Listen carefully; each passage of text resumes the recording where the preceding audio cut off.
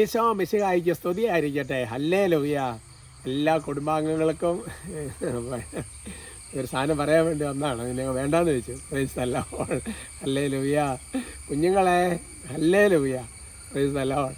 പ്രിയമുള്ള സഹോദരങ്ങളെ, എന്നൊരു സാക്ഷ്യം വായിക്കാം കേട്ടോ. സുഖമായിരിക്കുന്നു, പ്രാർത്ഥനയിലാണ്.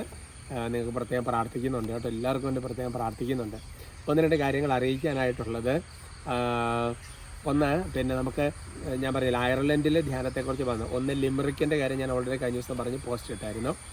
അയർലൻഡിൽ തന്നെ രണ്ടാമതൊരു ധ്യാനം കൂടി ഉള്ളത് ബെൽഫാസ്റ്റിൽ വെച്ചാണ്. അത് ഓഗസ്റ്റ് 23, 24, 25 തീയതികളാണ്. ഞാനൊരു കാർഡ് ഇട്ടേക്കാം കേട്ടോ. നിങ്ങൾ ആ ദിവസത്തേക്ക് എങ്ങനെയെങ്കിലും ലീവ് അറേഞ്ച് ചെയ്തിട്ട് ഒരു ദിവസം വന്നാൽ പോരാ, 3 ദിവസം ഫുള്ളായിട്ട് കൂടണം. ലിമറിക്കിന് ഫുള്ള് കൂടണം. ലിമറിക്കിൽ കൂടാൻ അല്ല, ഇത് രണ്ട് സൈഡിലാണല്ലോ. ഇങ്ങേ സൈഡിലുള്ളവരുടെ നോർത്തേൺ എന്ന് തോന്നുന്നല്ലേ, ആ സൈഡിലുള്ളവരെല്ലാം ബെൽഫാസ്റ്റിലെല്ലാം കൂടണം കേട്ടോ. നിങ്ങൾ പ്രത്യേകം ക്ഷണിക്കുകയാണ്. അത് വലിയൊരു അനുഗ്രഹമായിരിക്കും. നിങ്ങളെല്ലാവരും പേഴ്സണലി കാണാനും പ്രാർത്ഥിക്കാനും ഒക്കെ ഞാൻ പരിശ്രമിക്കുന്നതാണ് തീർച്ചയായിട്ടും. Praise the Lord. എന്നൊരു സാക്ഷ്യം വായിക്കാം. എൻ്റെ പേര് അനു.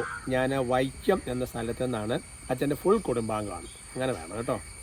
എനിക്കുണ്ടായ ഒരു അനുഭവം സാക്ഷ്യപ്പെടുത്താൻ ഞാൻ എഴുതുന്നത്. ഞങ്ങളുടെ അപ്പച്ചന്, ഞാൻ ഫാദറിലോയാണ്, അലർജി ആയിരുന്നു. ശരീരം മുഴുവൻ ഇങ്ങനെ ചൊറിഞ്ഞ് തടിച്ച് വരുന്ന ഒരവസ്ഥയായിരുന്നു. രാത്രി മുഴുവൻ ഉറങ്ങാതെ ഇരുന്ന് ചൊറിയുന്ന രീതിയിൽ വരെ എത്തിയിരുന്നു. പിന്നെ പല ഡോക്ടർമാരെ കാണിച്ചു, പല പിന്നെ മരുന്നുകളെല്ലാം കഴിച്ചു. അവസാനം ഡോക്ടേഴ്സ് പറഞ്ഞത് സോറിയാസിസിൻ്റെ ലക്ഷണമാണെന്നാണ് പറഞ്ഞത്. അങ്ങനെയാണ് 1967 എപ്പിസോഡ് കണ്ടത്. ഒരു കുട്ടിയുടെ അലർജി രോഗം സുഖപ്പെട്ട സാക്ഷ്യമായിരുന്നു. അത് കണ്ടതിന് ശേഷം സന്ധ്യാപ്രാർത്ഥനയ്ക്ക് ശേഷം ഞങ്ങൾ വിശ്വാസത്തോടെ പ്രാർത്ഥിക്കാൻ തുടങ്ങി. 3-4 ദിവസത്തെ പ്രാർത്ഥനയ്ക്ക് ശേഷം അലർജി രോഗം പൂർണ്ണമായി സുഖപ്പെട്ട് അതിന് ഒരു ലക്ഷണം പോലും അവശേഷിക്കുന്നില്ല. ഹല്ലേലൂയ. ഈശോയുടെ അനുഗ്രഹമല്ല എൻ്റെ സഹോദരങ്ങളെ. പിന്നെ അതിലൊരു കുറച്ച് സാക്ഷ്യങ്ങൾ എഴുതിയിട്ടുണ്ട്. പിന്നീട് എനിക്കുണ്ടായ ഒരു വ്യക്തിപരമായ അനുഭവം കൂടെ പറയാൻ ആഗ്രഹിക്കുന്നത്. എനിക്ക് മനസ്സിന് വളരെ ധൈര്യക്കുറവായിരുന്നു. ചെറിയ കാര്യങ്ങളാണെങ്കിൽ പോലും അത് മനസ്സിനെ വല്ലാതെ ഒലയ്ക്കുമായിരുന്നു. അമിതമായ ആശങ്കയായിരുന്നു. അച്ഛൻ്റെ 1930 എപ്പിസോഡ് കണ്ട് പ്രാർത്ഥനയുടെ ഫലമായി ഒത്തിരി മാറ്റം വന്നു. അപ്പോൾ മനസ്സിന് നല്ല ധൈര്യമായി. അച്ഛൻ്റെ ദിവസേനയുള്ള 6 മിനിറ്റൊക്കെ ഞങ്ങളുടെ ജീവിതത്തിൽ വരുത്തിയ മാറ്റങ്ങൾ വളരെയേറെയാണ്. അത് ഈശോയെ ഞങ്ങൾ മഹത്വപ്പെടുത്തും. അതാണ് കറക്റ്റ് കേട്ടോ. ഈശോയെ ഞങ്ങൾ മഹത്വപ്പെടുത്തും. എല്ലാ ദിവസവും അച്ഛനെ ഞങ്ങൾ പ്രാർത്ഥന ഓർക്കാറുണ്ട്. അതും വേണം കേട്ടോ എന്ന് പറഞ്ഞിട്ട് നന്ദിയൊക്കെ പറഞ്ഞ് എഴുതിയിരിക്കുക. ഹൃദയത്തിൽ നിന്ന് പറയുന്ന കാര്യങ്ങളല്ല നോക്കിയേ. അപ്പോൾ ഞാൻ ഈശോയെ ടോക്കിലൂടെ ഉദ്ദേശിക്കുന്ന കാര്യം ഇതാണ്. അന്നേരം നമുക്ക് മനസ്സ് നല്ല ബലം കിട്ടി പ്രതിസന്ധി അതിരിച്ച് പോകണം. അത് പ്രാർത്ഥിക്കുമ്പോൾ ഈശോ തരും. ഒരു വിശ്വാസം നോക്കിക്കുക അല്ലേ. ഒരു 4 എല്ലാ കുടുംബം പ്രാർത്ഥന കഴിഞ്ഞ് എല്ലാവരും കൂടി, അതൊക്കെ ഒരു നല്ല ശീലമാണ് എൻ്റെ സഹോദരങ്ങളെ. പ്രാർത്ഥനയൊക്കെ കഴിഞ്ഞ് ഒരുമിച്ച് ഒരു ആശീർവാദം സ്വീകരിച്ച്, അങ്ങനെ ഒരുപാട് കുടുംബങ്ങളുണ്ട്. അല്ലെങ്കിൽ രാവിലെ ഒരു ആശീർവാദം സ്വീകരിച്ചിട്ട് ദിവസം അങ്ങോട്ട് വരിക ഒക്കെ ചെയ്ത് നോക്കിയാൽ വളരെ വ്യത്യാസം ഉണ്ടാവും. കാരണം ഈശോയല്ലേ പ്രാർത്ഥിക്കും. എന്തായാലും ഇന്ന് അങ്ങനത്തെ മേഖലകൾക്ക് വേണ്ടി പ്രാർത്ഥിക്കും കേട്ടോ. ഇന്നത്തെ നമ്മുടെ വിഷയം തോബിത്തിൻ്റെ പുസ്തകമാണ്. 14:4 വചനം. ബുക്ക് ഓഫ് തോബിത്ത് ചാപ്റ്റർ 14:4 ഇതാണ് തലക്കെട്ട്. ബൈബിൾ വിശ്വസിച്ചിട്ട് വേണം മക്കളെ ഉപദേശിക്കുക. കുഴപ്പമില്ലല്ലോ. ബൈബിൾ വിശ്വസിച്ചിട്ട് വേണം മക്കളെ ഉപദേശിക്കുക. ഈ ഉപദേശങ്ങൾ ഉത്ഭവം എവിടെ നിന്നാന്ന് നോക്കണം.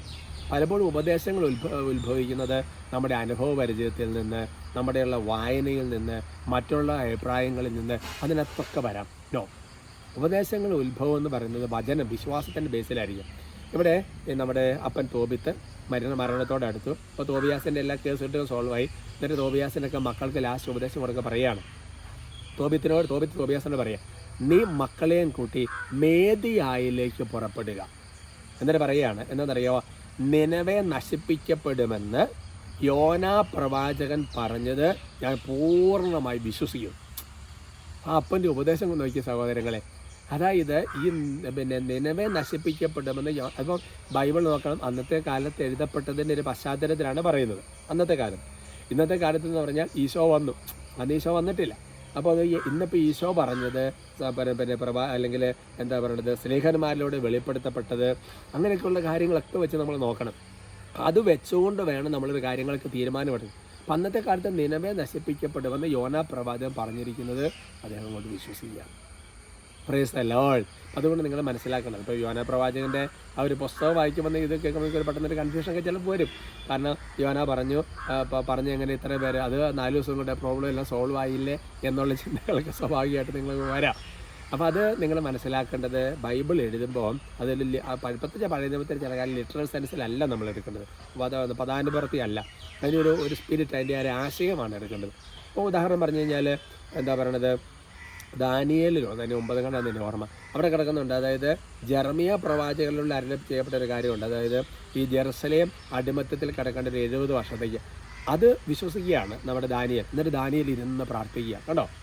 അപ്പം നോക്കിയാൽ നമ്മൾ ആ ഒരു സംഗതിയാണ് നമ്മൾ മനസ്സിലാക്കേണ്ടത്. അപ്പം നമ്മൾ ഇത് ചെയ്യുമ്പോൾ ഈശോ വരും, ബൈബിൾ പറഞ്ഞിരിക്കുന്നതല്ലേ, അത് വിശ്വസിക്കണം.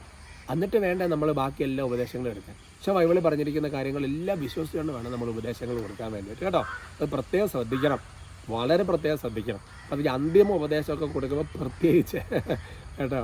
അതുകൊണ്ട് നമുക്ക് കാര്യങ്ങളെല്ലാം, അത് മക്കളെ മാത്രമല്ല ഏത് കാര്യത്തിലും നമ്മൾ ആ വചനത്തിൻ്റെ വെളിച്ചത്തിൽ വേണം നമുക്കുള്ള എല്ലാ ഒരു വചനം എന്ന് പറഞ്ഞാൽ അതിനകത്ത് സഭാ പാരമ്പര്യം എല്ലാം ഉദ്ദേശിച്ചിട്ടുണ്ട് കേട്ടോ. നമുക്ക് സ്തുതിക്കാം. കർത്താവെ ഞങ്ങളങ്ങ് ആരാധിക്കുക, സ്തുതിക്കുക, നന്ദി പറയുന്നു. ഉച്ചത്തിൽ സ്തുതിക്കാവോ? Hallelujah, hallelujah, hallelujah. കർത്താവായ ദൈവമേ, വചനം മുഴുവൻ വിശ്വസിച്ചിട്ട് ഉപദേശം കൊടുക്കുന്ന കർത്താവ് അങ്ങനത്തെ ഒരു കൃപയുടെ ഉറവ് ഇപ്പം തുറക്കപ്പെടട്ടെ എന്ന് പ്രാർത്ഥിക്കും. എന്തുമാത്രം കാര്യങ്ങളാണ് കർത്താവെ. എൻ്റെ ദൈവമേ, അത് കണ്ടിട്ടാണല്ലോ മുൻകൂട്ടി പറയുന്നത്, ഇങ്ങനെ സംഭവിക്കും, അതുകൊണ്ട് അങ്ങോട്ട് പോവാം, ഇങ്ങനെ സംഭവിക്കും, ഇങ്ങോട്ട് പോവാം. അതുകൊണ്ട് തന്നെ എൻ്റെ പ്രിയപ്പെട്ട സഹോദരങ്ങളെ, വളരെ ഗൗരവത്തിൻ്റെ എടുക്കാനുള്ള കൃപ കർത്താവ് നിങ്ങൾക്ക് തരട്ടെ എന്ന് പ്രാർത്ഥിക്കുന്നു. കർത്താവ് ഞങ്ങൾ പ്രാർത്ഥിക്കുക, എൻ്റെ ദൈവമേ, ബൈബിളിൽ പറഞ്ഞിരിക്കുന്ന കാര്യങ്ങളുടെ ഗതിവിഗതികൾ അങ്ങനെ വേണം രാഷ്ട്രീയ സാമൂഹിക പശ്ചാത്തല പ്രകൃതി എല്ലാം നോക്കിക്കാണാൻ, കാലത്തിൻ്റെ അടയാളങ്ങൾ മനസ്സിലാക്കണം. കർത്താവായ ദൈവം ഈശോ പറഞ്ഞാൽ അങ്ങനെ മനസ്സിലാക്കിക്കൊണ്ട് മുന്നോട്ട് പോകാനുള്ള ദൈവകൃപ നിങ്ങളുടെ മേൽ വന്ന് നിറയട്ടെ. അങ്ങനെ അതിൻ്റെ ബേസിൽ ഉപദേശങ്ങൾ കൊടുക്കാൻ കർത്താവ് നിങ്ങൾക്ക് ശക്തി വരട്ടെ. കർത്താവ് പ്രത്യേകിച്ച് ഇന്ന് സാക്ഷ്യം കേട്ട് കഴിഞ്ഞപ്പോൾ എനിക്ക് സോറിയാസിസ് അല്ലെങ്കിൽ അലർജി രോഗങ്ങൾ അതുമൂലം ക്ലേശിക്കുന്ന ഒരുപാട് വ്യക്തികൾ ഉണ്ടാകുമല്ലോ. കർത്താവ് യേശുവിൻ്റെ നാമത്തിൽ ഇപ്പോൾ ആശീർവദിക്കുന്നു.